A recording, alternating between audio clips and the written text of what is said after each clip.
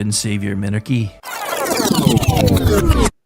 No, seriously, I'm just kidding. Hi, my name's Rick Robinson. I am the general manager of KLRNradio.com. We are probably the largest independent podcast network that you've never heard of. We have a little bit of everything, and by that, what I mean to tell you is we have news, pop culture, special events, conspiratainment, true crime, mental health shows, drama productions, and pretty much everything in between. So if you're looking for a new podcast home to grab a little bit of everything that you love all in one place, come check us out. You can find us on X under @KLRNradio. You can find us on our Rumble and our YouTube channels under the same names. You can also find us at KLRNradio.com and pretty much every podcast catcher known to man. So again, feel free to come check us out anytime you like at KLRNradio.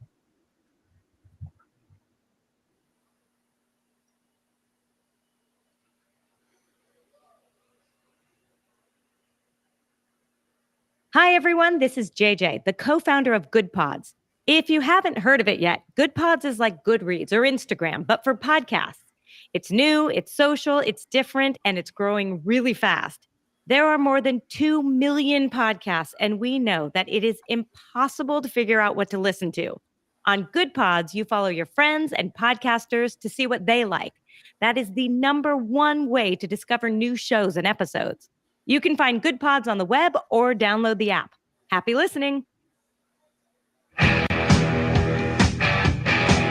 KLRN Radio has advertising rates available. We have rates to fit almost any budget. Contact us at advertising@klrnradio.com.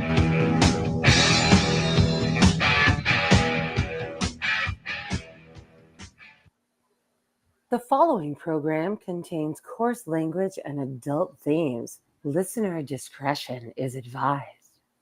Monster trucks are big. Monster trucks are loud. Monster trucks jump high in the sky and they make such a monstrous sound. Monster trucks are big. Monster trucks are loud. Don't tune out. Don't tune out. How's everybody doing? Welcome, KLRN Land. This is Thursday night. This is your early introduction to the weekend. This is Disasters in the Making. How is everybody doing? I'm Brad Slager, entertainment writer here at KLRN. One of them, I should say. The other one is joining me here as we are about to take you on a trip down the dark, dingy, scum-filled highways of Hollywood. But as I said, I'm not doing it alone because joining me on the other side of the mic is from ScreenRant.com, Paul Young. Paul, what's going on tonight? You can call me Blippy. Well, I'm going to call you something even worse than that after that song. I was talking to Rick before the show when I found the song, and I'm like, who is Blippy? Who is Blippy? Who is Blippy, and why does that song have 70 million views on YouTube? Yeah, you clearly don't have any youngins in your life. No, I do not. I am 50, and if I have any youngins in my life, you can call me Nick Cannon. Well, to be fair, I have like 13 of them in my life, and I didn't even know who this was. So yeah, in your face, Brad. Well, I mean, here's the thing. If you are a responsible adult such as ourselves, this is not a fixture in your life and household. And we've managed to avoid Blippy from incursion on our TVs and laptops and tablets and all of that. So I come from the days where my kids watch JoJo's Circus, not to be confused with a JoJo from Jersey. JoJo's Circus, with a little girl that was made out of clay or whatever, little claymation Disney show before everything turned woke. And yeah, well, there's also JoJo Siwa that was out there that the kids loved. Oh my gosh! I had to go through that period for about 6 months. What a terrible human being she is. Well, it wasn't up to me.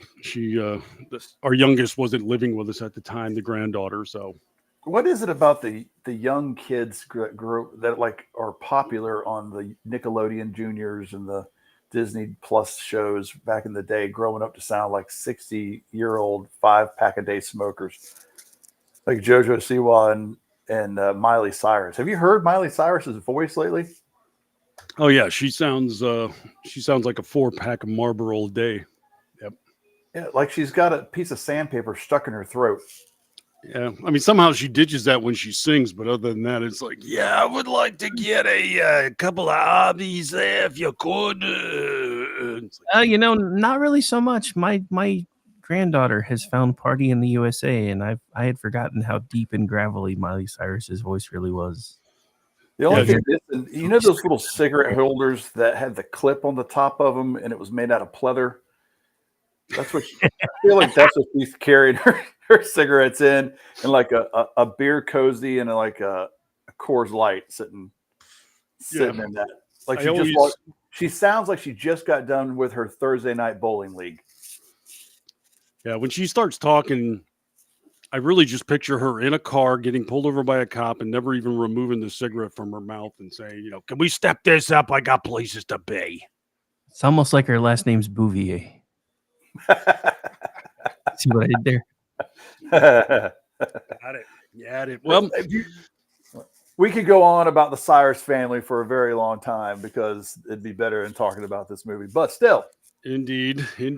Yeah, this is a tough one for a couple of different reasons, but we'll get into that. Well, what we do here on Disastrous Indie-Making, if you're not familiar, is we go through all of the particulars of a particular bad title each episode, and we try to tie that in with the news or what's in theaters. And then we also delve into the creation and where this went astray. And damn, with this one, are we going to go deep on that end of things? But the date today, January 30, we're just about to exit the first month of the year. In Hollywood, we're just starting to get back into this cycle. It kind of departed after the COVID shutdowns and all that. But before that, January was known as the dumping ground on the schedule for Hollywood. This is where they would deposit into theaters films that they have no idea what to do with. In other words, Paul and I's favorite part of the schedule. It's the best time if you really think about it. It's where all the good movies are. Basically, what goes on here is Hollywood is still riding the crest of their Hollywood holiday hits, I should say. The big smash Christmas movies are still going strong, or the Oscar bait award season films are also coming out. So that's a thing. In between, kind of like running through the legs of these Titanic titles, Hollywood's just like, yeah, let's spit this crap out that we don't know what to do with. It's probably going to lose money. So it's long been known at a time when movies will be just belched out, last for a couple of weeks maybe, and then disappear. And as I said, Paul and I usually savor these. These are usually our kind of films. Over the last, I'd say, 10 years or so, Marvel has tried to own that particular time as a prime time to seize upon putting one of their films in the theaters, which is traditionally done fairly well. But like Captain America, the new Captain America, Deep Water Horizons or whatever it's called, Deep Undercover Boss. What is the actual name for that film? I just call it Red Hulk. Yeah, Captain America, Captain Not America. It sounds like a porn parody. Actually, you know what? They're doing his best Snow White impersonation on the press tour, but they're releasing that in February, and it looks like, I was a little bit psyched for it, to be honest with you, but just see the Red Hulk up on the screen, but listening to Mackie talk, and then listen to Chris Evans backing up, and I always knew Chris Evans was kind of a liberal turd butt, but he played the character well enough that it didn't matter, right? He played it true to form, and Mackie seems to just like be making it. Chris Evans's Captain America was all about other people around him and what he could do to defend him. And Anthony Mackie's Captain America seems to be all about what he can do for himself and his proselytizing upon the rest of the world about how they're bad and he's good. And they're only bad because he says that they're bad. And that's just boring. Man, Paul, it makes it sound like you're calling him a DEI superhero. Captain DEI. How dare you? But no, he's on the press tour basically saying Captain America does not represent America. I mean, and then he tried to backtrack it as soon as it went live. I'm like, bro, What do you think people are going to say about that? Yeah, how did you not see that going astray? But next you're going to tell me he's not a captain. What? I mean, everybody always knew that Captain America, he represented American values, but he protected the world and their ability to have the values they wanted to carry. He's just trying to say that America shouldn't even exist, essentially, because it's well, take the captain out of your name, play a different character, keep playing Falcon. There was nothing wrong with Falcon. Could have kept doing that. Yeah, I didn't understand it either because there's been a history of actors who played multiple superheroes, but usually not in the same universe. That's a different little wrinkle there. I don't know, but okay. Yeah, it's just weird. But yeah, I really had limited interest coming into that film, and yeah, now I'm like, yeah, don't need to bother. Now I will say this: I am going to probably catch Snow White because that looks like an utter disaster. They've started to release trailers, and the reaction to it is hilarious. It might be the first streaming film released in theaters. Yeah, nice. Sponsored by Crackle. Our dear friend and my co-host Aggie sent me a clip of reviews of the trailer, and one of my favorites was, I walked out on this movie, and it was an airplane flight movie. Like, gotcha. Okay, there we go. This is one I got to chalk up to. But the reason we bring it up is because January films, yes, have been notoriously, historically bad. Just bad. Give you an idea of how bad things are. Paul Blart Mall Cop became a hit film in January. Any other part of the schedule, people would have been like, what are you doing to us? But there's such a dearth of selections that managed to be a hit when it was released because nothing else worthwhile was in theaters. So another movie like Hitch, I think it was late January, early February, a really nothing film. Will Smith has the job of turning frumpy guys into cool guys. That's his career. I love movies like that in Hollywood where they invent these careers. And somehow Hitch became a hit film. What was the one with Kevin Hart? He was a professional best man for guys that are getting married and don't have friends of their own. Wasn't they it would just hire called The him. Best Man? It might have been. I don't even know. Yeah, it's called The Best Man. And yeah, like Hollywood does this every so often. They'll just invent careers that never The existed Wedding before. Ringer. The Wedding Ringer. Not to be confused with Johnny Knoxville's The Ringer. Or The Wedding Singer from Adam Sandler, or Wedding Crashers from Vince Vaughn. Or the Japanese horror film The Ring. But yeah, those are a lot of my favorites too. What was the other one that Sarah Jessica Parker, her career was Mr. Ed. Coach? No, that was later. Oh. I see what you did there. No, her career literally was how to coach adult children to move out of the houses of their parents. Because apparently there's so many. Failure to Launch, recall? Yeah, yes. Wasn't that with Matthew McConaughey? And Terry. She would basically prepare 27-year-olds. That was her job. That was actually a career. According to Hollywood. Right. So these are the kind of crap ass Paul and I knocked skulls together and said, geez, we got to come up with a bad January film. And boy, do I got one. Yeah, you do. You know what? I'm a little heartbroken at this particular one because you got some connectivity, don't you? We do, and we've now started diving into movies that I used to watch with my children when they were kids and not adults. So now that's how old we've become, Brad, and how long we've been doing the shows. I'm now diving into my children's shows. And this was the one that I took my kids to see when my son was 9 and my daughter was 12. And I honestly remember having a good time watching it because I was with them watching it.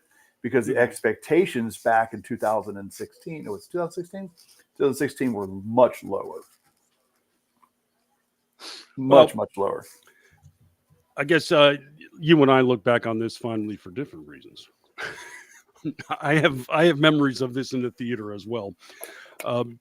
This is one of those titles where I marked it on the calendar ahead of time, and we'll get into why in just a moment. I actually acquired a Monsters Truck T-shirt, wore it proudly to the theater. I went to this is a theater where you buy the tickets at the snack bar, so I did the same. Geared up and all that. I was like, "Give me one for Monsters Truck," and he looked at me. He's like, "Oh, hang on a moment." Goes behind the counter to get the walkie-talkie. Yeah, Ed, Theater 4, we actually have somebody. Theater 4, you're gonna have to crank that up. And he's like, "Oh, really?" He's like, "Yeah, I just sold a ticket for it. I had the theater to myself." This was the Saturday on the opening weekend. Nobody else was in the theater.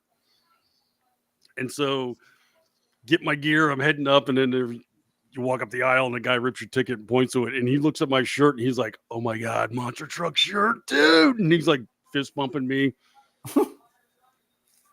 Had the theater to myself as I watched this. So this is probably going to be the biggest title we've done where In the Making will come into play. Because, boy, this one. They're monsters in trucks, Brad. Do you see what they did here? Yes, we're about to see what they did. So, originally, this movie lost a lot of money. Oh, definitely. I'm just about to get into that very factor because this thing, I believe the industry term would be shit the bed. And here's why.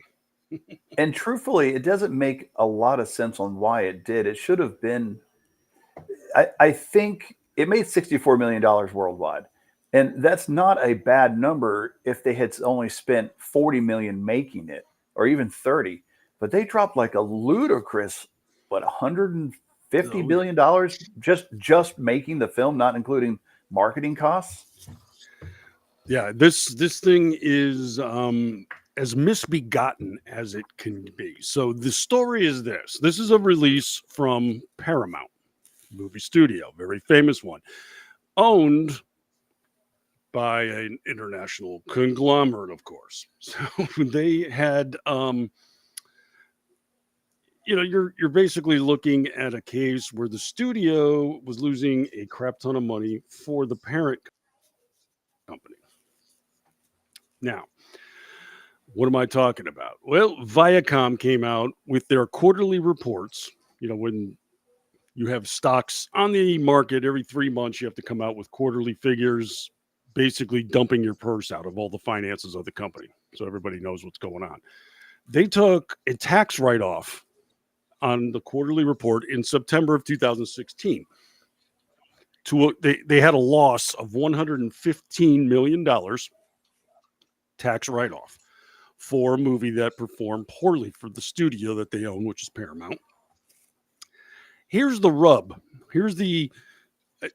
As I said in the thread that I put out on Twitter, this is one of the reasons why I love Hollywood, covering the business side of the industry.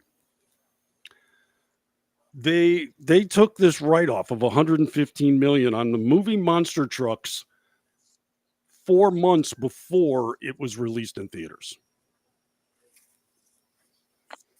Viacom was convinced this movie was going to bomb to the extent that it forecast losing a fortune on it. Well, it didn't do well with test screenings. They test screen things in Hollywood just to get an idea of where they're at, and then they modify based on that. And sometimes they refilm entire films or reshoot them. Mm-hmm. And they went by and had to change the monsters in this film entirely. I would love to see what the original Monster Trucks look like. It was almost a Sonic the Hedgehog moment, is the way it reads, where there was such a adverse reaction to the original design that kids were getting scared. So that they recreate it. This is what cracks me up, though. What they put on screen, you're going to tell me is better? Because I'm sorry, but no. It's an amorphous blob with tentacles and a fat face that's not really appealing. And they this was an improvement. So what did it look like It's before? just an amalgamation of like he at one point he calls it a land squid, which is a great term for what it looked like, but it was almost lazily done. Yeah, and it's gray in color. There's nothing appealing to it physically. It doesn't have like an engaging puppy dog face or anything. Like every now and then it smiles, but it kind of looks like a drunken uncle at that point. It's like, yeah. So yeah, the so Viacom takes this hit again 4 months before it's in theaters. This thing came out in January. Opened in the number 7 position in the box office. And it was over Martin Luther King weekend, right? Yeah, I think so. Not what you'd call a good opening. It fell just shy of 11 million. So in the North American run, I think it topped off at like 30, 33 million, something like that. Almost matched that international. Total box office of 60 something. Understanding this, studio only gets half of that figure because they split that with theaters and such. So at best, Paramount maybe brought in 35 million against a budget of 125 million. And then knowing this movie was going to bomb, they still dumped like 50 to 60 million in marketing. At this point, what's even going on? In 2016 wasn't really the time where you could dump a movie to streaming, right? I mean, streaming was around and it was a thing that people kind of did when they wanted to release something later, or if it was direct to streaming like the entire time. And now they make movies specifically to release on streaming. This release today would have been specifically released to streaming. I don't think it ever makes it to theaters, like for no reason. I think they cut their losses. They don't share the revenue with the theaters, and they try to maximize the profit return on what they've got. Yeah, I mean, back then it would have been dumped straight to video. You know, going straight to DVD is the thing at that point in time. That was still, DVDs were still active back then, 2017 January. But it's still crazy because it's $150 million straight to streaming release. That's a lot of money. Only Netflix is stupid enough to spend that amount of money on a release. Well, here is why this thing went astray. It's just amazing to me that this goes on. I still crack up to this day. So this is Paramount, the studio, the very magnificent, historic studio. And at the time, it was headed up by President of Film Production Goodman. This guy's name. He wanted to. He had the idea. We're going to throw something in theaters that's going to launch a new franchise. We're going to make a summer blockbuster that everyone's going to love. And we're going to make a series of films. There's going to be all kinds of sequels, marketing, toys, T-shirts, lunchboxes, you name it. So Adam Goodman, we're going to do this. He had one problem, though. He didn't have a property. Didn't have an idea, didn't have a book or anything like that. He's like, damn, what are we going to do? It's a great plan if you actually have a movie.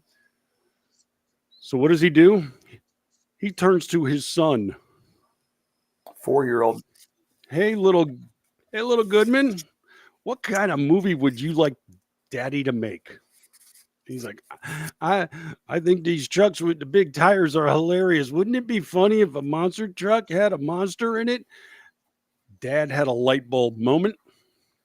Dad said, holy crap, I'm doing this. It's awesome and amazing. I have my franchise. Hires a screenwriter to come up with a story. And Paramount was just launching its animation division at the time. Had just released this, I think recently, the SpongeBob movie. Got good returns. Hey, animation, that's the way to go. So he pops in with the script, throws it at the animators with the computer screens and said, I got monster trucks, put a monster in it, and put it in theaters. What was the movie that another kid wrote? Was it Moonfall? No. It was a Gerard Butler movie. We've We've covered it. Yeah. Oh, really? Covered it. That I didn't. By a kid. Yeah, it was an idea suggested by a child. I do recall M. Night Shyamalan when he did The Lady in the Water that everybody hated. This was like a story he and his daughter would tell with each other when she would take baths. Geostorm. Geostorm was suggested by one of the producer's daughter. No. Yes, Dean Devlin's daughter. He wrote this Yeah. movie because she suggested the script. His daughter Hannah. How did I We not talked know about this? it like years ago when we talked about this movie. Oh no, I mean that was one of my favorite all-time episodes because it's one of my favorite all-time shit movies. I love it to death. I did not know this though, that the daughter came up with the concept. Yeah. And he said, so it goes, Dean Devlin explained climate change to his daughter Hannah, and she asked why a machine cannot be built to fix it. He goes, I can write a movie about that. Watch me, honey. Daddy's about to do just that. And in the process, he made an environmental disaster on screen. So yeah, here's Adam Goodman now with his 4-year-old's germ of a movie idea, and Paramount dumped a crap ton into it. It went astray. Gorsh didn't see that coming. So this was about 2013 when he concocted this with his boy. Got the script. He gets this thing into production. It's in the pipeline. They're starting to shoot. It's going to be live action CGI animation combo up in British Columbia, which is serving as South Dakota. And after months of shooting and such, Paramount board of directors basically said, yeah, Adam's kind of screwing the pooch with things here. We're going to let him go. And so the guy that concocted this whole fiasco of a film was out the door, I think in March of 2014. Problem, the studio already sunk a small fortune into this thing. They got to do something now to try to get their money back. Well, let's just spend more money. I mean, I love it. I just don't understand any of it. That's why I love it. This makes sense. 4-year-old story idea, $100 million plus invested in it. We've got Rob Lowe, we've got Thomas Lennon, Danny Glover. They're all appearing in this. We can't turn around anymore. Can't put a stop to it. So they just keep shoveling money. Well, that's how they do it. If some money doesn't fix it, more money must not fix it too. Yeah, so they do the test screenings and the audience are telling them, yeah, this is a pile of garbage that we don't want to watch. So we'll fix it. We'll fix it in post. And they cobble a monster together and they reshoot scenes and they spend more money on this losing venture. And there you go. And now you got Viacom taking $115 million write-off on a movie that hasn't even come out. Well, and I found some of the original monster truck artwork by artist Mauricio Ruiz. He's got it on his website where he's done a bunch of stuff for TV and animation. And bro, if this is what the original monster looked like, holy guacamole, this thing was going to be an absolute nightmare. There is some stuff in here from this film. No wonder kids were like screaming at this. This is unsettling. I'm gonna tweet it here in a minute, and you're gonna see it, and you're gonna be like, what? Well, we've I guess we have to eventually get around to talking about the actual movie itself. Here's the thing, though. You could see the problematics with this property throughout this movie when you watch it. Should you be so brave to do so? There are so many scenes in here where it's just action. No dialogue, no plot movement. I think there's no fewer than 2 montages of the lead working on the truck with the monster and stuff. Just stuff happening. Repeated chase scenes go on in this thing. And action and activity in the climax takes place, but there's so little to talk about. It's like, okay, then they had a chase scene 10 minutes later. We pick up now at, it's that kind of thing that goes on. I'm looking at my notes and they feel rather scant as far as this goes, but we're going to soldier through this, Paul. We're going to come up with a tangible, cogent back show. in 2022, Thomas Lennon, the actor that played the what was the guy's name? The research scientist, the geologist. Oh yeah, I'm going to say Jim Dowd. What the hell is it? Call him Jim Dowd. Yeah, Whatever it is. he tweeted out, and it has since been removed. But he tweeted out he was technically still under contract for 2 sequels. So they may never cash those in. They may never cash that contract in. Yeah, that's what I was talking about, where they wanted like a new franchise at Paramount, the Monster Truck series. Hey, you want to go see Monster Truck 5? Monster Truck 5. That would be like the new Sharknado. Now, look, you could do that. Give the rights to Asylum. Let them turn this into the rightful franchise it should be. And, get it like a 80s pop singer well past their prime to star as the lead in it. And an old, forgotten 90s action star. And those are your 2 leads for this film. And they carry the franchise through Monster Truck 7 or 8. And you just keep releasing them. You're really playing it's like printing money, Brad. Yeah, with a train on it, i.e. Monopoly money, because it ain't gonna be worth nothing. All right, well, this thing cracks me up. All right, so we have to start, as any family movie will, at an oil field. I mean, naturally, what child doesn't love fracking taking place in South Dakota? We're on location at Terravax Industries, the fracking company owned by I swear, what is Rob Lowe doing in this? Nothing. What was he reading on script and said, oh yeah, gotta do this one?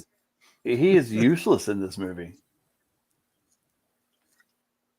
He plays the prototypical evil CEO, but he really doesn't. He's just there. I don't know, He's just like, I'm going to make some money and then I'm done. He's just like a standard oil CEO, I guess. I don't know. That's what they kind of try to turn him into. He says mean things, but they're not really mean. It's just yeah, well, you got to do it because you did bad stuff in the past. So you're going to do it. He's no John Hamm from Landman, I can tell you that. No, John Hamm knows how to play a heavy. And he's a gorgeous man too, just like Rob Lowe, but he can pull off the baddie, is what I'm saying.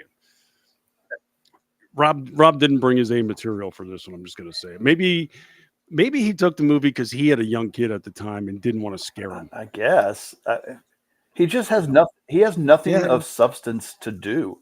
He doesn't add anything. You almost could have kept his character to a phone call, right? It could have been an off-screen phone call that he had, that the guy's having. Jim's having this conversation with the CEO the whole time, and you never have to put a face with him, much less a famous face. I bet you they paid Rob a fairly decent amount of money. He's probably the biggest name actor in this film.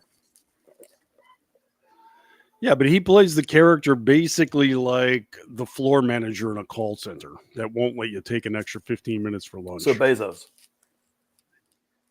That's about the meanest he is in this thing. What's Danny Glover doing in this? In a wheelchair.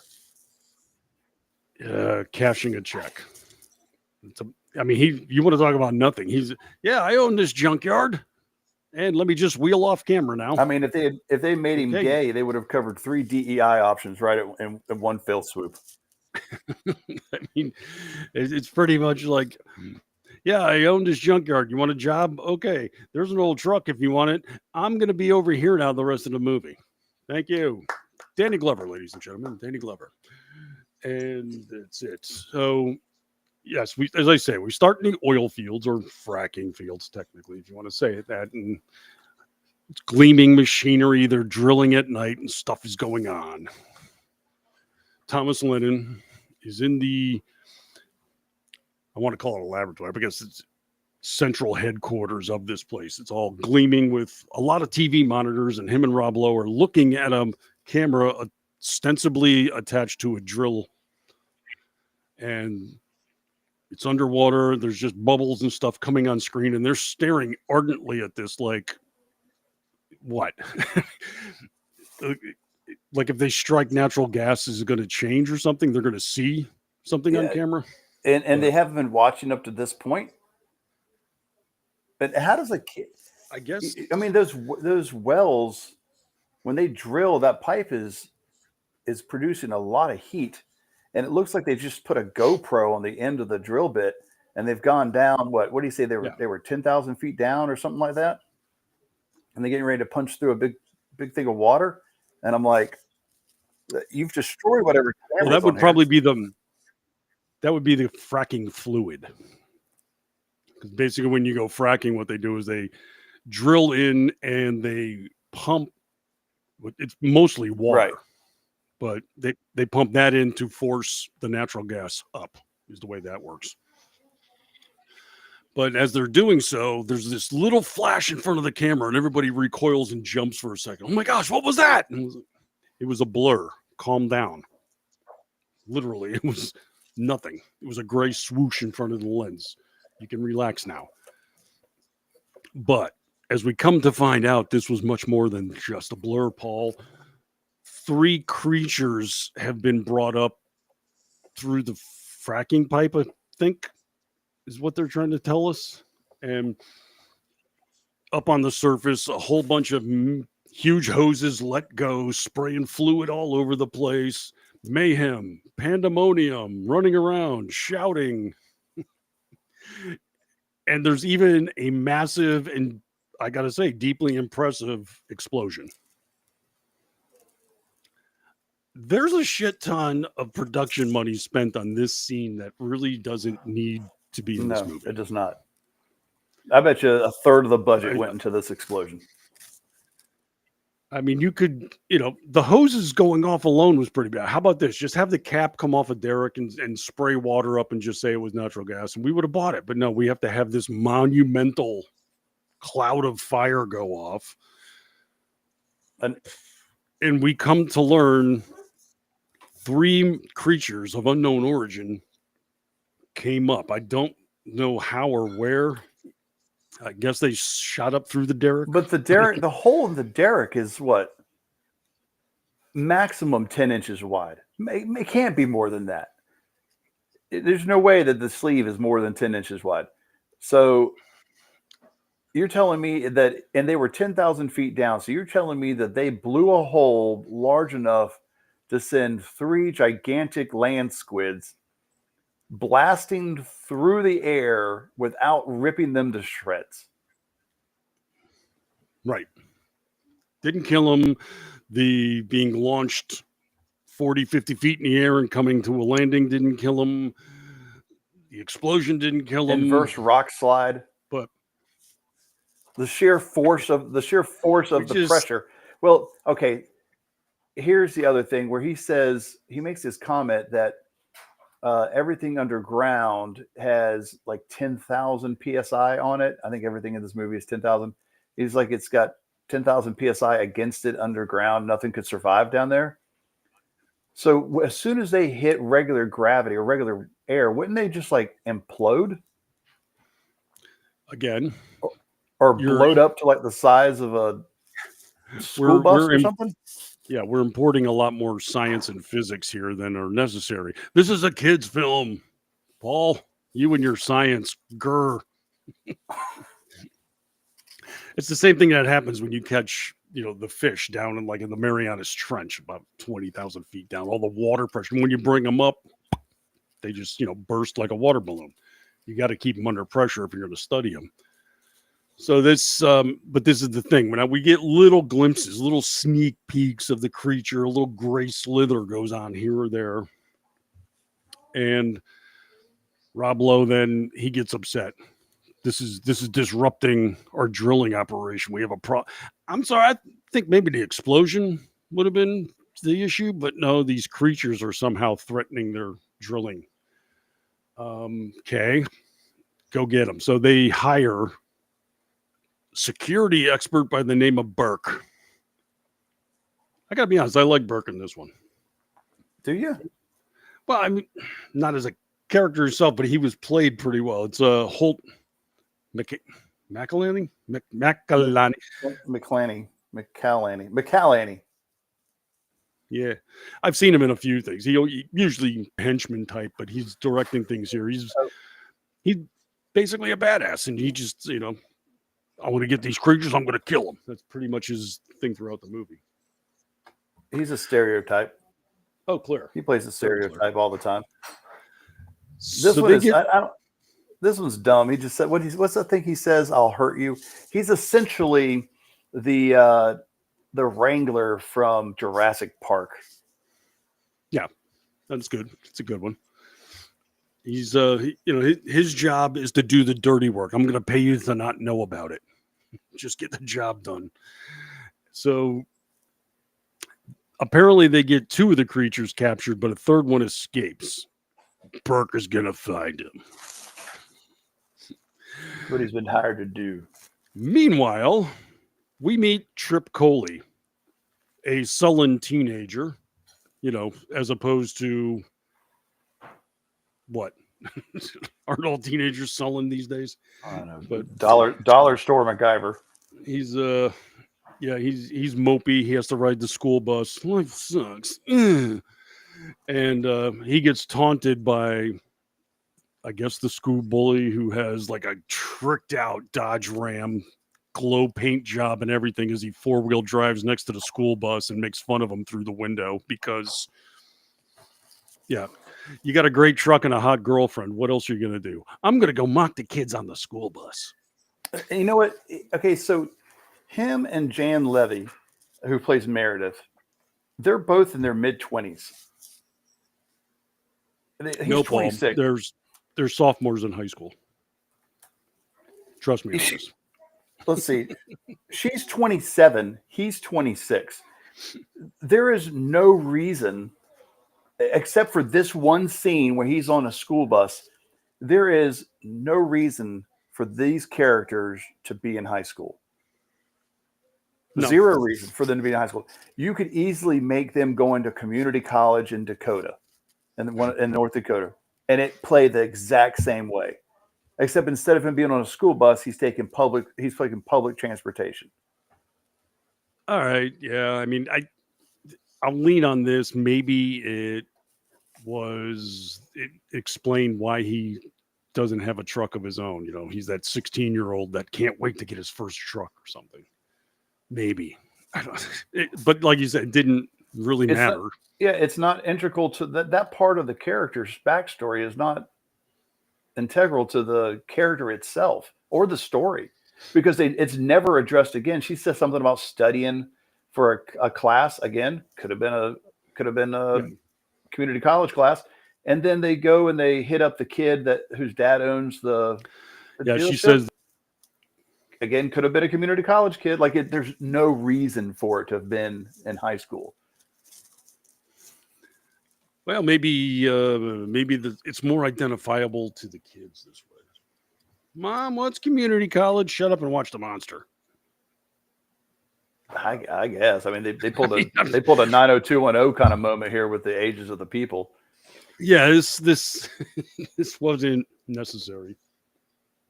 But his name is Trip and needs to get a job. So, of course, like any kid in high school, he goes to the junkyard. That's where I'm going to start my career. And this is where we meet Danny Glover playing Dr. X of the junkyard and says, well, if you want, I've got this old pickup truck from the 1940s. Got no engine in it, though. Gee, thanks. But, hey, you're in a junkyard. What are you going to expect? This one's yours. You can't be choosy at this point in time. Oh my God! He's in a yellow. He's in a yellow wheelchair. He really was Professor Malcolm, Dr. X. Mm-hmm. I didn't notice he was in a yellow wheelchair the whole time. You got to think that they did that on purpose. Professor Malcolm X. You've got to think they did that on purpose. That had to be on purpose. And I'm going to assume it is and give them kudos for doing something as subtle as that. And I mean, and us not catching it until just now. Well, that's how you know you made a quality film with quality jokes, is it takes you 9 years for them to fully realize. It actually lands a decade later. See, I told you it would work. Boom. And you told me I should take that out. Well, so Trip now is trying to find a way to get an engine into his truck. And just like any other kid at high school, he's working at the junkyard at 9 at night. Of course. Parents, do they factor into this at all? No, not really, as we find out later. So the third monster apparently escaped and found its way to the junkyard. Makes all kinds of disturbing and scary noises in the dark. So, of course, the high school kid goes and investigates these because, like any other movie, white people hear something scary, you got to go walk towards it. It's just the way it happens. Well, yeah, that's what I do. Well, I heard somebody scream down in the basement where there's no lights. I better go check it out. That's what my wife makes me do. I should clarify. Sure. Paul, there's a noise. Go check it out. I think a rabid jackal broke into the basement. Go get him. Take this flashlight with you and see what you see if you find. What am I going to do if I see something? Take it and a broom. That'll take care of everything. So as he's out there, he encounters the creature. I'm calling it a creature. You see what I did there? And he gets scared and the thing tries to get away and it's slithering around. Now, my first question, I'll ask it in a moment. They crash over some things and then the creature crawls into a metal box of sorts. This is a crusher. Not the hottie from Star Trek Next Generation. Yeah, good clarification there. No, this is actually an automobile crusher, a hydraulic press. The same one that killed Superman in Superman 3. You're just desperate to talk about any other feature, aren't you? Look, these are all tie-ins. I'm looking for them now. They've all got to be there on purpose. Yeah, they're in a junkyard like that movie Steel. Oh, wait, that wasn't a better segue. Oh, my gosh. No, but he was in a junkyard in that movie. Welcome to the dark side, Brad. And his girlfriend was in a wheelchair. Did they steal the plot of this from Steel? Oh, my gosh. Tell me they did. That I would love this movie even more now. Oh, I need to interview somebody from this film and find out. Ask these questions. I got a question. You had a black junkyard owner, you had somebody in a wheelchair, and you had the hero become a hero while working at the junkyard. Where'd you get the plot from? Plagiarizing SOB? DC Comics. I did not steal it from Steel, I swear. So Trip is going to help the monster out to do something, but he falls. The operating box, the up or down buttons, he drops it. It makes the thing go off. It starts pressing down, but it doesn't kill the monster. Hey, this thing's special. Well, he yanks it out. He goes in there and grabs it by a tentacle and starts to pull it like one of those creepy crawly wall things. You remember you used to get them in cereals, honeycombs, and you throw them against the wall and they were just little octopuses and they were just crawling up. That's what it looked like.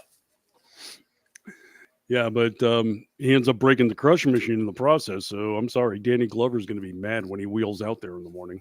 Just saying. Is he going to be wheelie mad? All right, that's our show. I appreciate you guys listening. Roll credits. If Paul's microphone goes mute for the rest of the show, you'll know why. Is this thing on? Hello. Try to fish. Hey, I gave him the rim shot once. Any more of these jokes, and he's going to start getting this. There we go. My nickname in college was sad trombone. I was going to say the sad trombone from Price is Right. I mean, they have pills for that now, though. You'll be fine. Monster Puns is the name of this. The title of this episode is Monster Puns. Well, this is the, I guess it develops into the meet cute moment between Trip and the creature. And then he comes to find out there's an oil drum, it spills, and then the creature starts gobbling it up. Oh, look at that. That's how he sustains himself. He eats oil. But they find him living in water. They weren't in an oil derrick. They were in natural gas. No, they were punching through the oil. He's like, No, we're sitting on the largest oil. He goes, we're sitting on the largest oil field in the Dakotas. He said, so punch through the wall. He goes, but there's like all this water separating the field. And it's like, oh, it could be, biosphere. And there's people down there, things down there living. And he's like, no, punch through the water to get to the oil. Okay, So, but they did call it a fracking operation. I know. I don't think they understood what it is that they were doing when they wrote the script for this movie. Because the whole time I'm thinking natural gas. I was like, where did I get this from? Wait, they said fracking. That's not oil. But when you frack, you don't drill it. I mean, you don't drill straight down. You drill at an angle so that you can frack it out and then blow it out the top. Mm-hmm. Fracking oil is not collected in the same way as drilling oil. No, because you're going for natural gas, and that's why you pump the fluid in, and the lighter gas then gets pressured out, and that's how you collect it. And okay, yeah, so they didn't even know what they were doing here. But again, this is a movie with a monster inside of a monster truck who's looking for accuracy. It's true. So the creature drinks oil, and it's happy. He kind of gets a smile on his face. Ah, okay.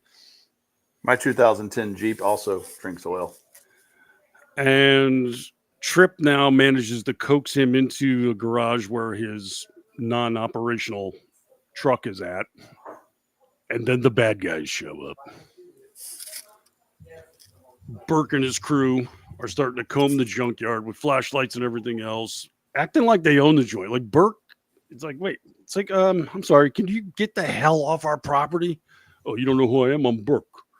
I work for Terravac. We own the city. We employ everybody. I can get you fired. But and they only get there because they go to the police station first, and Tripp's mother's boyfriend is the sheriff for that area. And the cops inside that little tiny town are stupid. Like they're just like they made them as like absolute morons as they could possibly make them. I didn't understand this plot line at all because Barry Pepper is playing the sheriff, the mean boyfriend. He hates Trip. Did they even explain that? Like why that animosity is in place? Like he can't stand the kid. He's like bad mouthing him all the time, and open your lip one more time, I'm going to run you in kind of attitude. It was always that. It was like, what's going on here? What is this dynamic all about? And he would just pop up and be a problem for a couple of moments and then disappear. Yeah, it was a weird because him and his mom or his mom and his dad are estranged or divorced, I suppose, since she's dating somebody else. And he is estranged from his father, but his father works on I guess he's what do they call those oil guys? The guys with the oil hands? I don't know. Roughnecks. Roughnecks, there you go. And I guess he's a roughneck that works for Terravex. Yeah, I mean, is he? Because he's played by Frank Watley, who's about 5'4" and $120. This is a guy that runs a computer and turns dials. He's not roughnecking it out there. But every time we see him, he's got the full gear on and his face is all smeared up with oil. But he's not doing any of that. I've been pulling chains all day. That's what I've been doing. No, you haven't. It's like you said, it's a very weird dynamic that's never really fully explained. I guess maybe he doesn't get along with his new, potential stepdaddy, and that's what he's having a problem with. And there's supposed to be that sort of Nickelodeon style dynamic going on with the family dynamic. That's what they like to write. I guess that's what they were going for. But again, the story that they have does not call for that style of human interaction. Like it's unnecessary. It clouds and convolutes the point. Well, yeah, I mean, it's supposed to have like some sort of dramatic backstory or something. Like, ooh, what's going on there?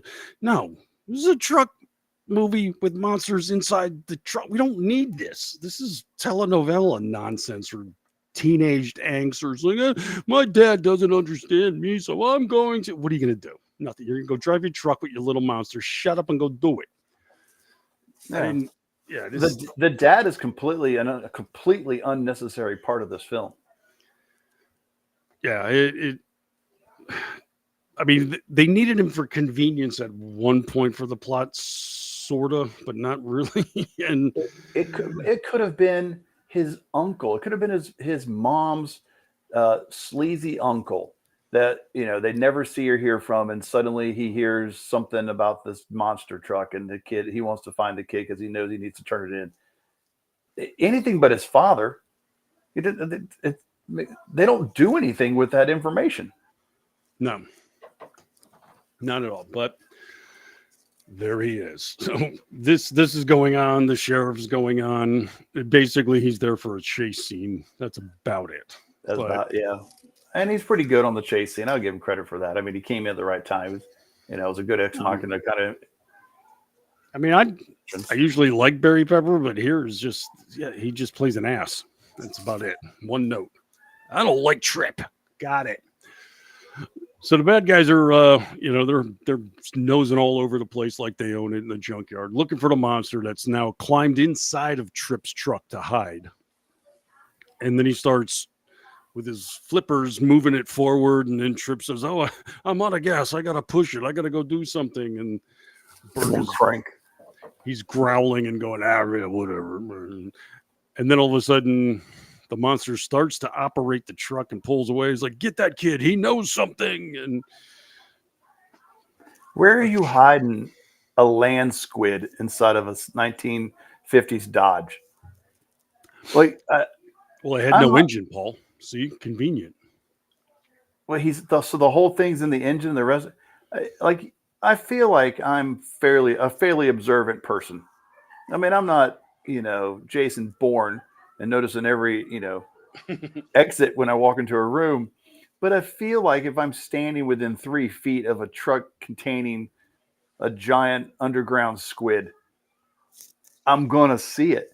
You got to think that thing smells terrible. I was just going to say, if you don't even see it, the smell is going to be something you're asking about. I mean, the dude's drinking oil. He's not brushing his teeth. He's not eating protein of any kind. Well, no, I mean, any kind of gelatinous aqua-based creature is going to emanate something when you're on land. There's not enough kitty litter in the world when that thing inks on the floor. This thing is you're gonna notice it. It's like you're in a garage. It doesn't smell like gasoline. It smells like low tide. What's going on here? Fishy gasoline. But they make their escape of sorts, and along the way, we have to introduce Meredith. We saw her at school, and she said, "Hey, we've been paired with tutoring of some sort. I guess he needs help." She's going to help. She's got flashcards of different colors. And, Meredith is just going to serve as something of the love interest, but no real love emerges. It's more of just like she hangs out with him. And they're out in the truck at night, and he's talking to the truck at times. She thinks he's talking to him. There's confusion, and he finally has to let her in on the fact that I got a monster squid that drives my truck. And she's sitting in the cab and doesn't recognize that there's a giant oil-eating squid monster underneath her seat. Well, here's something. You're in an old pickup truck from the 1940s. You're barreling down the road. There's no engine noise. He doesn't even crank it. He just gets in and it starts moving. Yeah, you're going to be rolling silent when you're driven by a giant squid. How do I know this? I've got Animal Planet. But a 1940s engine has pretty much a distinct sound and feel as you're driving down the road, but you're coasting at 60 miles an hour and you don't ask questions. Maybe she's not the best tutor. I'm just going to set that up. How about that? Why does your engine sound sloshy? I mean, I know it's an old pickup truck, but why does it smell like a can of tuna fish left in the trunk for 2 weeks? God. Oh, I've done that before.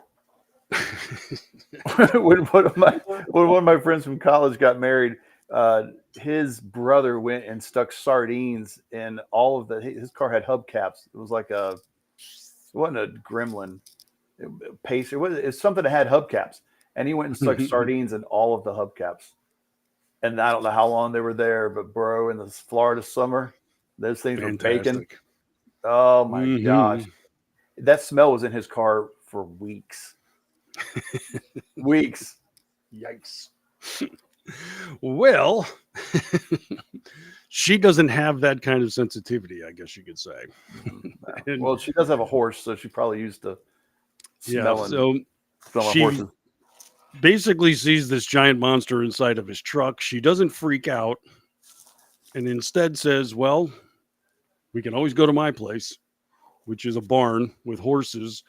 They wheel in and God, this is just painful at this stage. There's only one set of parents in this whole film. You know that, right? Well, that's the thing is like adults don't exist. They just equipment they need. They can fix up trucks at a moment's notice. Parental supervision, money. Does any of this come into play? Meh. Like she's not asking him. He has a phone. She's not calling him all the time. She's not helicopter parenting him. No. Hey, it is 3:00 in the morning. Get your ass home. What is like? You know what I mean? Like, nobody's just no questions being asked. Like the daughter is just. She's like, yeah, my dad doesn't come out in this barn, so you can pretty much do whatever you want to. There's a horse right here in the barn. I can guarantee your dad comes out here. There's a tractor over there. I see a whole thing of tools looks like they were just used yesterday. I promise he comes out there, but we're not going to see him, are we? We don't see your mother either. Nope. Like, where is everybody in this movie?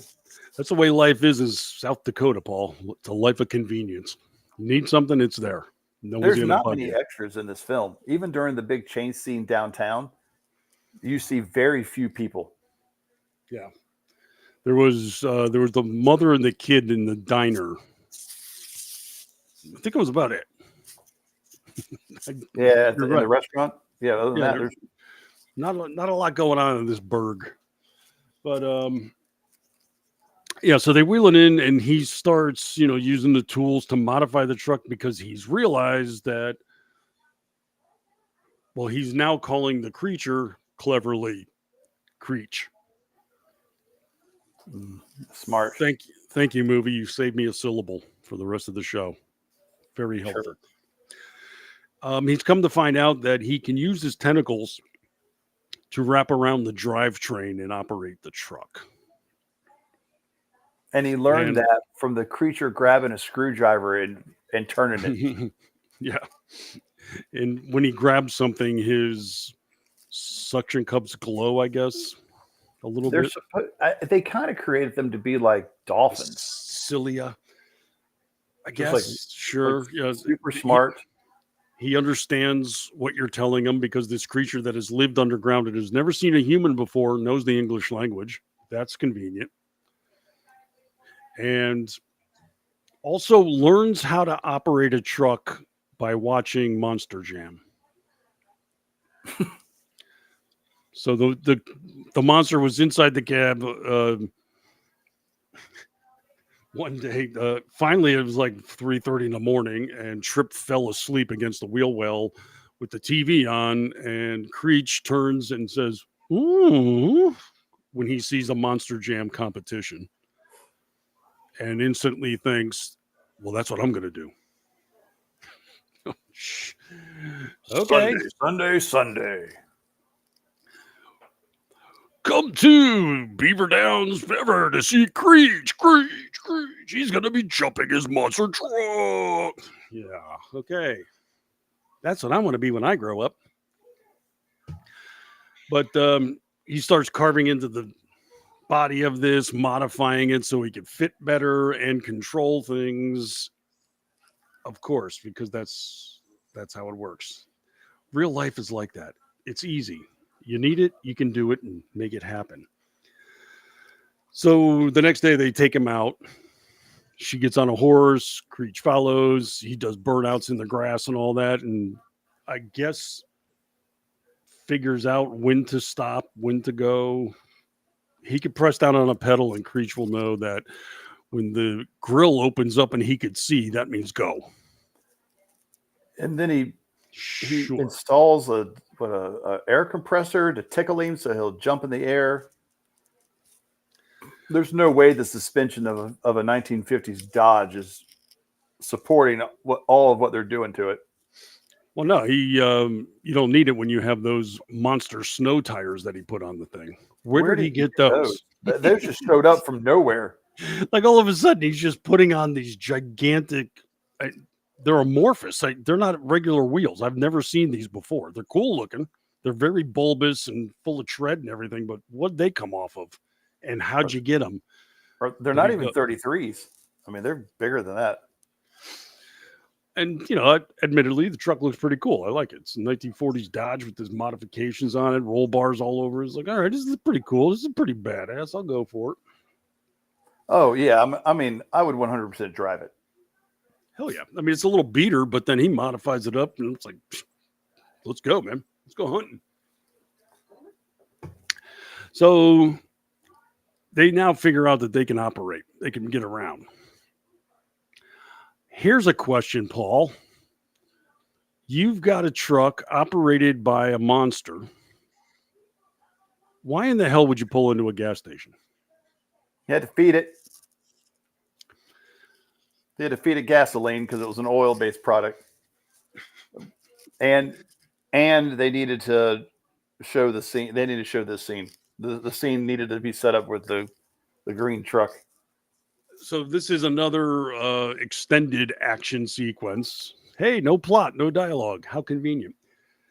The bully pulls up in the next stall with his truck, his lime green metallic monstrosity. That's such an ugly truck. No, Paul, it's badass. It's cool. You're jealous of it. That's all that is, Paul. The only thing missing from that was they should have squatted it to make it even worse. But, he's in the gas station stall next to Trip and he's revving his engine, and then Trip's like, really? And he pulls away, and this upsets the bully. Ugh. I didn't expect him to go forward. What the hell was that? But here's another question that we're talking about as far as, no parents, no explanation of things. Everything's convenient. He feeds Creech the gasoline with a credit card. The tab comes out to $400. And it's the girl's credit card. I mean, just no one's going to, $400 to feed this thing. Well, and the best part was that he tried to get out. He pats himself down like he's looking for his wallet. Like he was going to go drop $400. What does she do that she's got a $400 credit limit on her card in high school? Living in North Dakota. Dad owns a ranch. She's lousy in money. I don't know. She lives near a junkyard because she says she walked there. Yeah. You're not living in the best area of town. I can tell you that. Not if you're living next to a junkyard. Well, these are questions they were hoping the kids wouldn't ask. Who directed and wrote this thing? I'm going to have to reach out to their agent, and I have questions. Yeah, this is not something I think they want on their resume. Mr. Chris Wedge, Derek Connolly. Yeah, this didn't go well for them career-wise, I'm guessing. But he's what else has he got on his, let's see, safety not guaranteed. Jurassic World. Derek Connolly wrote Jurassic World. Nuh-uh. He wrote Jurassic World, Paul, and the sequel, Fallen Kingdom. Wait a minute. And Chris Wedge directed Ice Age. And Epic, which is, I like Epic. I think Epic's a good animated film. But Ice Age is great. 14 years later, he's making monster truck movies. Well, that was wait. Yeah, because Ice Age and they came out of the what was the Fox animation? Wasn't Blue that Sky? theirs? Yeah, they did that, right? Mm-hmm. Huh. I guess they shuttered that once they got taken over by Disney. Well, they must Curious. have. Little side segue on our part there. Sorry, folks. We're just wait a second. Oh, man. So yeah, he just dropped 4 yards into Creech's belly, and they come to find out this means he's no longer controllable. Creech is driving crazy through town, and conservative estimate, I'm going to go with about $250,000 to $300,000 in property damage. And it's another one of those things that they added to the story and then never circled back to it. Like, okay, you're learning about the Creech. So now you know that gasoline makes him crazy and he's erratic, and they never use it to their advantage again. Like they were feeding him, kryptonite or what? Meth. No, bath salts for creatures. It's like, I know that if I take this thing, I'm going to be super crazy and it's going to get me out of a bad situation, but it also makes me crazy.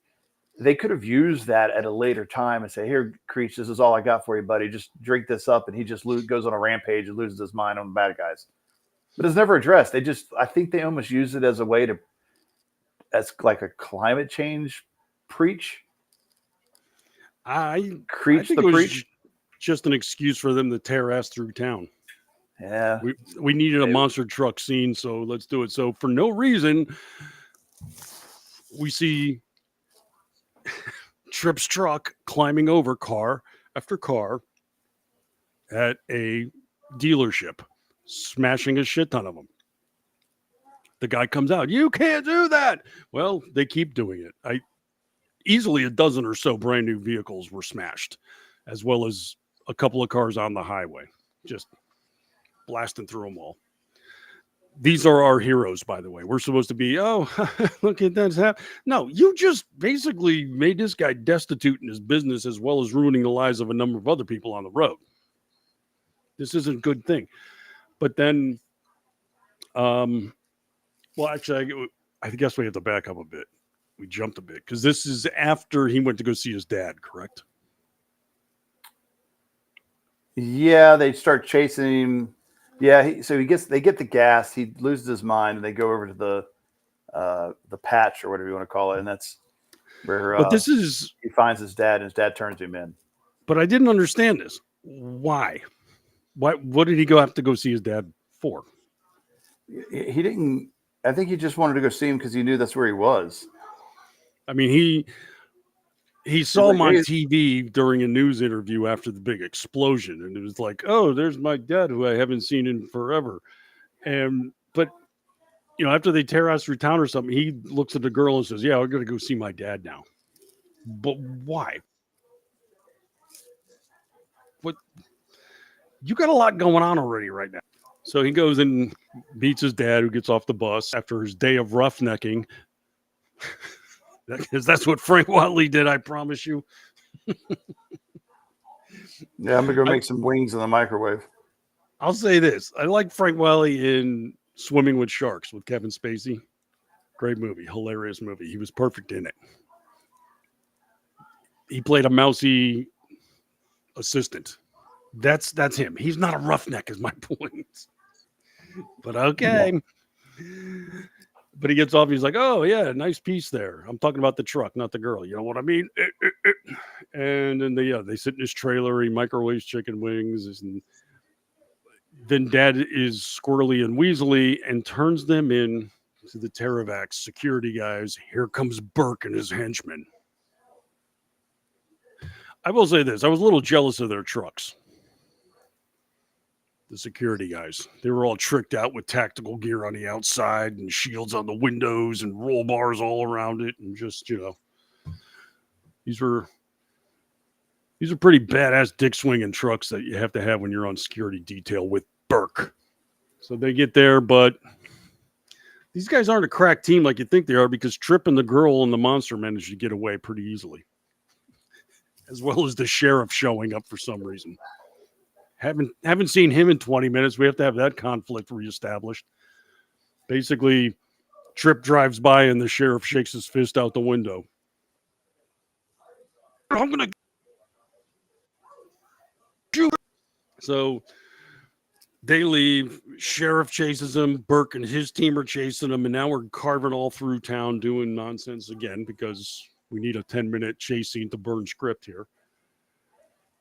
And we come to realize now that Creech is basically creative and can do anything he wants whenever he needs to. So he goes down an alley where the sheriff is chasing him, but the sheriff loses him because they managed to climb up the wall about 15 feet. What's even going on anymore? I don't even know. It's like he Spider-Man his truck.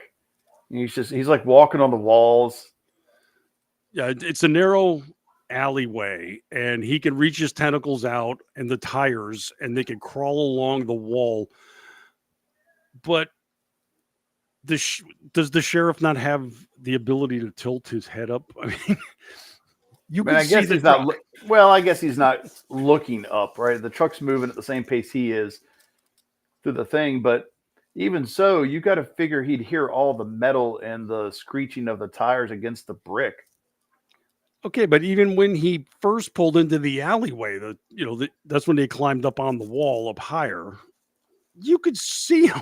He's right there. I mean, it was like 2 car lengths higher. It wasn't like he was 40 feet up and you would never, crane your neck up to see it. It's like, no, you turn a corner. It's like, what the hell's that truck doing up there?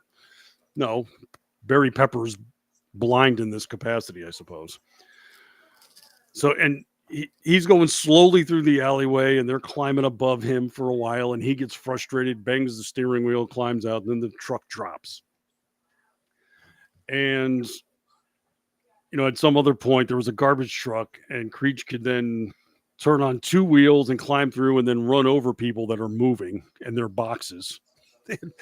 Like 15 U-Haul boxes, and they just smashed them all. So these people, their life just went to cinders. Well done. And Burke is in tow, and they start chasing him. He gets him down a dead-end alley, but Creech has got it. The 2 wheel wells in the front flip up. His tentacles come out, and he climbs up the wall and onto the roof of the building so nobody could chase them. He's jumping from rooftop to rooftop like he's parkouring. Yeah, they're in 4th gear on the roofs of these buildings, and they just bounce over to the next one and keep going. And that's when we see the mom and kid in the diner, and he's like, "Look, Mom," and she says, "What are you talking about? Shut up and get on your iPad. Leave me alone." Hopping. And they're still despite all of this, they didn't lose Burke and the sheriff. So then they hear the train. He's on top of the building. He's like, "I got it. I know what to do." The train's 5 miles long. How does he know that? Look, let me stop you right there. I figured you had some input. Let me stop you right there. There is not a train in the world that is 5 miles long. Not even in super flat parts of China. Paul, when they run like 500 car trains. It doesn't happen. And this was a local. These were local engines. These were not big old powerful engines that we use to pull big old heavy long trains. The longest train that we carry over at my job is just under 3 miles. It's about 15. The longest is 15,000 feet. The BNSF that runs out north through the desert, their trains can be up to almost 4 miles long, but it requires 9 engines. This thing had 2 engines, and they were local engines. They were super underpowered. You'd be lucky if you're going to carry 30 cars with it. But this was the Montana Rail Link local, along with the EMD MP15. Yeah, I saw that too. Gee, Brad, where did you get all your train information? Like, I just love that somebody dropped that in on the plot of the movie as if that were relevant. Oh, did you know that was the MRL coconut they were using there? Of course it was. What else would they be using there in Montana and South Dakota? Okay. Yeah, we can. I mean, let's put it this way: that engine that they talked about was made in 1980. So no, it's not. Paul No. knows his trains. No. But even so, he's like, it's 5 miles long. We can put some distance between us and them. That's what he wanted to use it for, to put distance between them two. Well, their plan was speed towards the train as fast as possible and then pull up on the steering wheel because this will trigger Creech to jump on cue. And then they managed to time it just when a flatbed car was going through. Yeah, the steering wheel thing is ridiculous. It's like a Pillsbury Doughboy tickling effect on him. But you make jokes, Paul, but it worked. They escaped. So he jumps on the other side of the train, and Burke and the sheriff pull up, and then they bang on the steering wheel. And then the two of them proceed to have an argument 3 feet away from a surging train. I'm dubious that they could actually have that conversation. No, you wouldn't be able to hear yourself. Leaning into each other's ear and shrieking at the top of your voice, maybe, but they're having a conversation. You shut up, you stupid sheriff. We own this town. If you want to get voted next time, blah, blah. Please. Burke, you haven't seen a voting booth in 8 years. I don't want to hear it. So they get away, and again, point of convenience in South Dakota. They decide to go to Meredith's hunting cabin that the family has, and they're not using at the moment. Well, perfect. Again, no one's looking for these children. Not a single soul is looking for these children. Like, it's been days now that they've been in school, haven't been to their homes. He did see his dad, who promptly turned him into authorities. So it's not exactly like he's been checking in. But yeah, they're now in the middle of nowhere in a cabin. And then they come out and find, Creech is no longer in the truck. He has crawled his way into the water. You mean the aquatic creature that hasn't been in the water for 4 days is going in the water? Yeah, I don't. Shocker. Yeah, but how is this thing not dried out? Like a whale. Like, you take a whale and you send him through crawling on buildings and driving around and sloshing through junkyards. How's it not just completely dried up? Well, biology is secondary in this entire film, because I'm thinking the whole time these things lived in a subterranean liquid atmosphere. In the dark. But they could breathe air, no problem. And they lived in the dark. There's no way his eyes are that big. His eyes are going to be non-existent. This thing is going to be blind. His arms will be working like Ray Charles's feeling stick. That's how he's getting around. Well, they do glow. We come to find out because he's in the water and suddenly he looks like an extra from Avatar. I mean, wouldn't it be better had they just created these monsters as aliens that landed through a meteorite in the middle of a fracking operation, and then they realize when they find the monsters that they're eating all the oil they have stored up, and then they go and they try to hunt it down, and that thing finds oil, like it senses where all the oil is, and then Rob Lowe's company is trying to keep the monsters for themselves as little oil finding sticks. That fixes most of the ridiculousness of what is currently occurring with the monster, because now he's alien. He's not terraforming anything. I could do whatever I want to with the space creature. Well, see, I was going to say that your idea was completely ridiculous. What is he eating? He drinks oil. Why have they developed teeth? In order to chew through the shale to get to the petroleum. I'm just answering questions. That's all I'm doing here. Oh, you know what I just noticed on the movie poster? The girl is riding a horse behind Danny Glover in a wheelchair. That feels rude. That feels rude. Bet you wish you could do this, Professor Malcolm X. Well, we have to get to a climax of this film eventually, I guess. So they You're gonna have have the to make one up. This film doesn't have a climax. I was going to say, this sounds more like a failure to launch than a climax. Yeah, it is. Yeah, this never happens to me. This But- film, the climax in this film is so non-existent. It needs a Hims pill. Yeah, The fact that you laughed at that tells me you've seen the commercials. Monster Truck, sponsored by Blue Chew. That's on the side of the truck. Well, okay, so Creature's out there swimming. He's glowing in the dark. There's a heartfelt moment, blah, blah, blah. And I guess, meanwhile, we have to go back to Teravax Systems because there Thomas Lennon has been lording over mom and dad, who are inside of two big plastic bins. And he keeps trying to feed them stuff. And they're not eating anything. And he's concerned, and they're moping in the corner. And they're each in their independent plastic bin. And Thomas Lennon has a moment. He's like, geez, I'm trying to feed you. What the heck did you eat when you were down there in the oil shale? Ding. He tries to give them oil, and they love it. And they start sharing it across the ways, and then they start communicating, and he gets them one to do a trick, but then the other one does a trick because they have a hive mind, and these things are brilliant. And he's making all these discoveries about these creatures, which pisses Rob Lowe right off. He says, what are you doing? You're falling in love with these. He's like, no, I'm a scientist. Scientist. That's what he is. He's a scientist, all right. And that's when Rob Lowe uncorks. He's like, well, listen, you're going to kill these sons. That's the thing, is they keep talking about needing to kill these creatures and never do.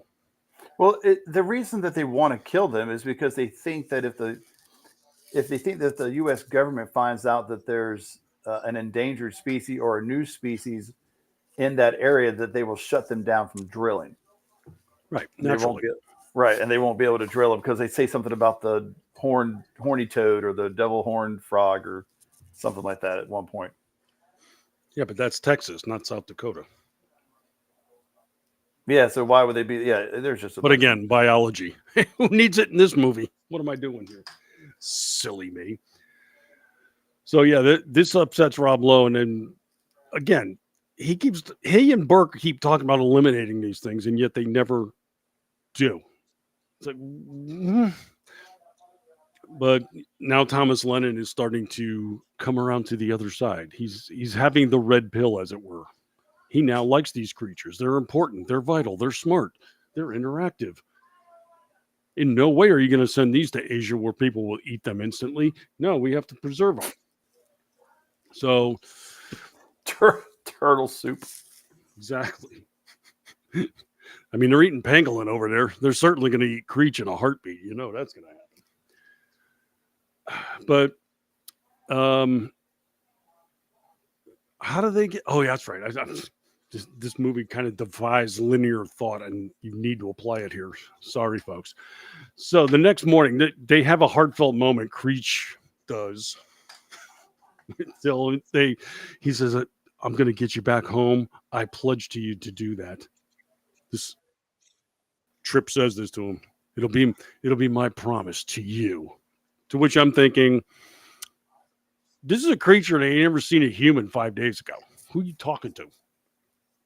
But nonetheless, it was at this point in time I realized too, Paul, the redesign on the creature. When Creature's sticking out of the water and looking at him,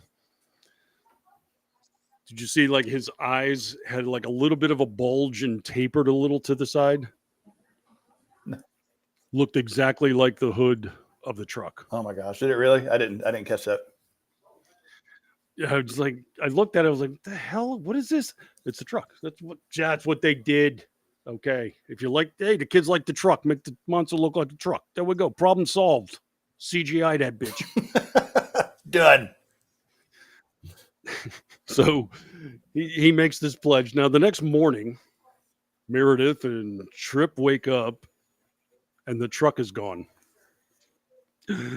What happened? Well, over at Teravac Systems, they loaded mom and dad into an 18-wheeler and drove by the log cabin where they were staying, and Creech could sense this because, as Thomas Lennon has established, they have a hive mind going on. These creatures can communicate. And I guess Creech can sense when they're within the same area code. Is that the way it works? I guess as long as they're within proximity, but If we're close yeah, enough. but they never say how much proximity that's going to be. Yeah, it's like he's got spidey sense. Mom and dad, huh? What? So he leaves, and they have no way to find him, Paul. Oh, wait, yes, they do. Oh, I think I just figured out how they have sex.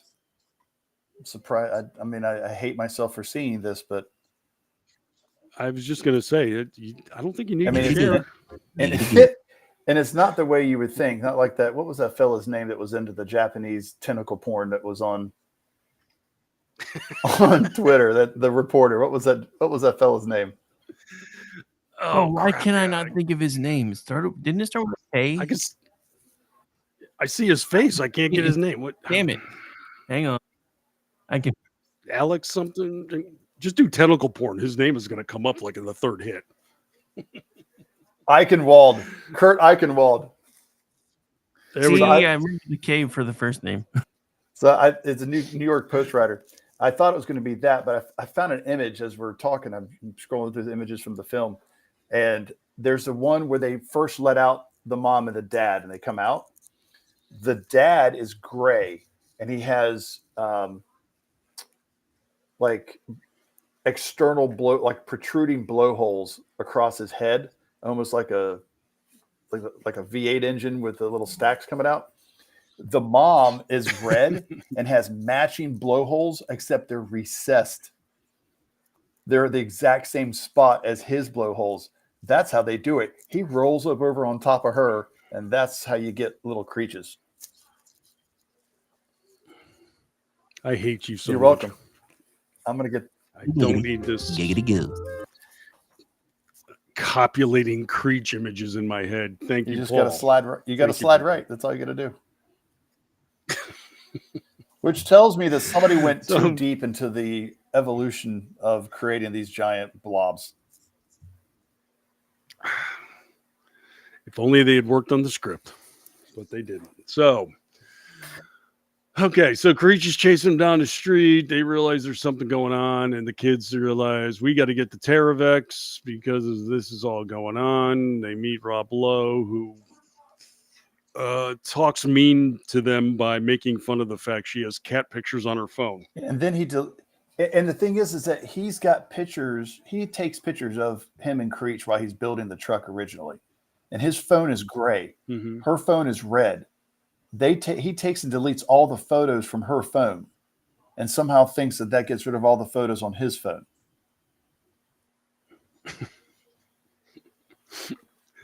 Well, Bluetooth. I mean, I know it's 2016, and we weren't quite into the let's upload everything as we do it stage of life, but yeah, I don't even at this stage. This movie is just—it's like let's just wrap this up, can we? Because absolutely nothing has made sense. Nothing matters. He's already pledged to save the creature, so let's just get it over with and save the creature. They figure out there's some because Thomas Lennon now is turned over to the good side. He's red-pilled. He wants to help them. There's, I guess, one of the apertures from the fracking, oil drilling, whatever they're doing. And this is going to be a way to return the creatures back to their environment. Yeah, they'd have to fall down the vent into a giant water pond, and underground pond. Yeah, they make it sound all important. Basically, it's a hole. There's a giant hole. It's a volcano of water. We have ponderous chase scenes. At one point, Trip was about to go over a ravine, but while the truck is moving, Creech reaches out with a tentacle and pulls him back in. At one point, a tire falls out, reaches a tentacle, pulls it back on. Lug nuts, how do they work? They don't. And here's the solution. Thomas Lennon is now going to help the kids and Creech and the mom and dad. Though they're mom and dad of Creech, by the way. I don't know if we established that, but that's a very important plot point that those two other creatures are the parents because Fast and the Furious in a truck. It's all about family. So they kidnap mom and dad, bring them to the car dealership where Trip's friend works. Fat redheaded kid who's dying for attention. So sure, I'm going to let you help out and take two of my dad's trucks. Spend the night retrofitting both vehicles. Why? Why, Paul? Why? No reason. No, there's a very valid reason, in fact. So mom and dad can occupy the trucks and operate them just like Creech, who telepathically told them how he learned to drive from Monster Jam. I guess. Well, remember, they repo one of the trucks from the rich kid, and then the other one belongs to the kid's father's dealership. But like, where's the security? There's no security. You're just going to leave your 16-year-old kid in charge of opening and operating. And what dealership keeps all of these custom off-roading parts? Mm-hmm. These things have wings and side flares and hood flares. Yeah, this stuff's all special order online. The trucks look like they were designed by the same kid who suggested the plot to the film. Like every vehicle in this film is what a sixth grader with ADD would draw on his notebook paper during history class. Like, we'll be tricked out, and I'm going to make it this, I'm going to put it and paint it green. And I wanted to have a wing, and it can fly and crawl and it can climb over walls. Make it all happen.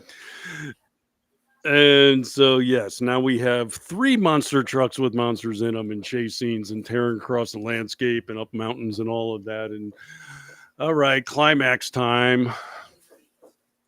Burke gets the upper hand, manages to get, at some point, Trip's truck goes into the hole, plunges deep into the water. He's going to drown. He's going to die. Oh my gosh, Paul, I can't handle this. The hero of the movie's going to die. No, he's not. Creech is going to save him, pull him and the truck back up from the depths, back on land, save his life. Happy ending. Oh, by the way, Burke dies.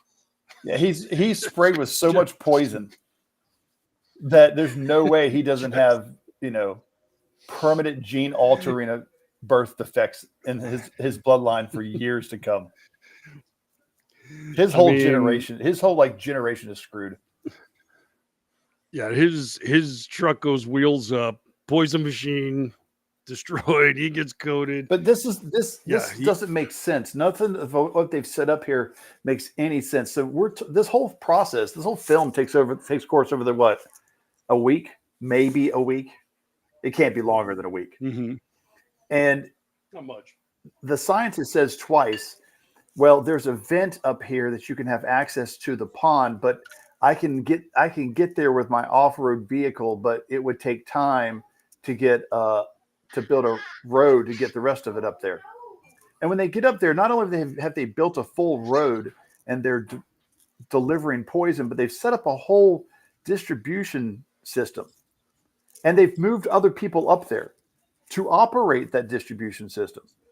And it's got its own generators and power sources and piping and wiring and electrical systems. Like, you just told me it couldn't be done unless it was with an off-road vehicle. Then I see you up here with a big rig, just traversing the road like it was nothing. Which one is it, movie? What? Exactly. So, Creech saved.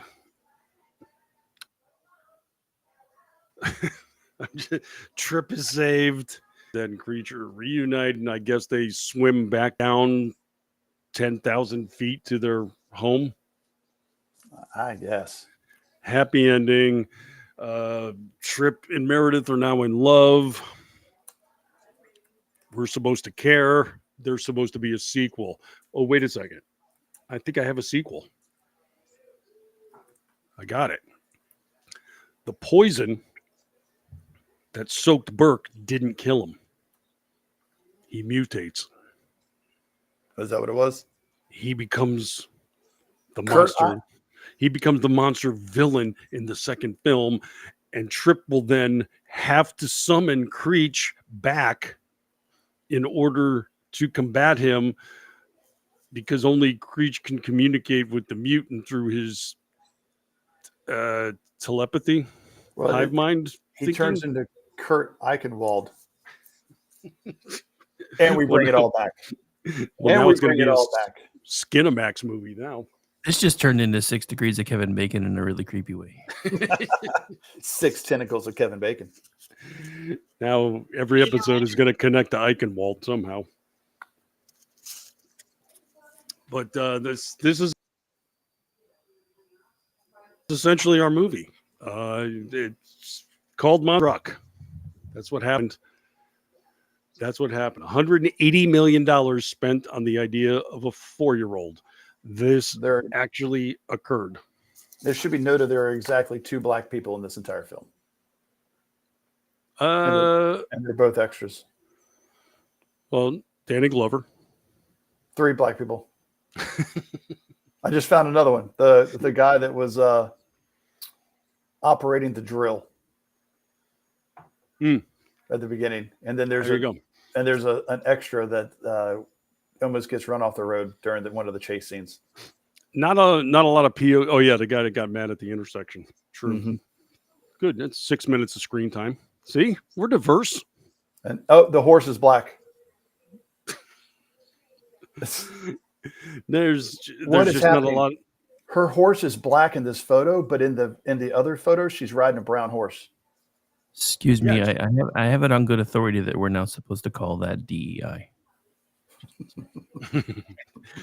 Well, she was on a brown horse when they were doing their kind of training session with Creech. Yeah, but her horse in the photo here I'm looking at is black. Well, there could be 2 horses in the stalls now, Paul, because remember, Creech was creeping up when they first got there, and it was a black horse in the stall. I would like to think that the movie screwed up more than I screwed up. Are you suggesting Monster Trucks had a flaw in its plot somewhere? Until proven otherwise. This movie is called Monster Trucks. It should have been recalled. Oh my gosh! See what I did there? Mm-hmm. That's what I'm saying there. But this thing is magnificent. This is the production values in this are way off the charts. I'm gonna be honest with you. I'm jealous that you have a T-shirt or other swag to go with this thing. Glows in the dark. The logo glows in the dark. Even I found that out one day. It cracked me up. But I got to find it. I haven't seen it in a long time. The wife may have thrown it out on me. It's distinctly possible. There's a whole series of Monster Truck Monster Mod Shop armor. It's $77 on eBay, and it comes with a little baby Creech that you put inside of the truck. Oh, I'm sure they had a toy line that they were going to try to sell. Oh yeah, there's definitely a toy sign. It's got a little Creech. Okay, the little Creech is kind of cool. I won't lie. I'm not gonna lie. Paul's going to be midnight shopping on eBay now. Well, I'm going to say this. Definitely go out and check this thing out, because this $180 million movie. That's exactly what it cost the studio, at least. Wow. It's available for free on Pluto. So the studio won't make any more money off of you if you go watch this. There you go. This thing is a marvel. I'm ever going to be amazed by this. I crack up that this thing happened, and that the parent company wrote off over $100 million on this film 4 months before it even came to theaters. They're just like, nope, we're out.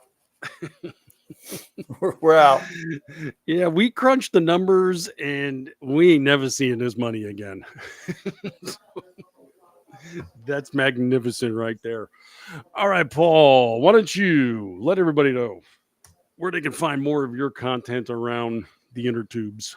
Find me on the Zitter at Movie Paul. And for those who still have TikTok on their phone, it's at Paul Young 1941. Paul, I didn't know you were a communist. I am. Wow. I willingly give my toilet videos to the Chinese. Great. Our commode technology has been appropriated by the Chi-Coms. I hope you're happy. As for myself, you can find me on a daily basis over at townhall.com. I've got a media column there called Rift from the Headlines, where I rip into the media deeply and heavily. Also at the front page of Red State, where I've got a twice weekly podcast. It's called Liable Sources. Also can be heard on this network here at KLRN. Next Thursday, I'm going to be here with Orty Packer. He and I guide you through the important entertainment information on the Culture Shift. And every Tuesday evening at 8:30 with the effervescent Aggie Rican on the Cocktail Lounge. Relaxation, sports, culture, art, science. We cover it all to get you just in a relaxed mood. And if you need more of me than that, let's face it, you do. You head over to Jitter. I'm at Martini Shark. All right, Paul. We got a fortnight in front of us, and we got decisions to make for our next feature.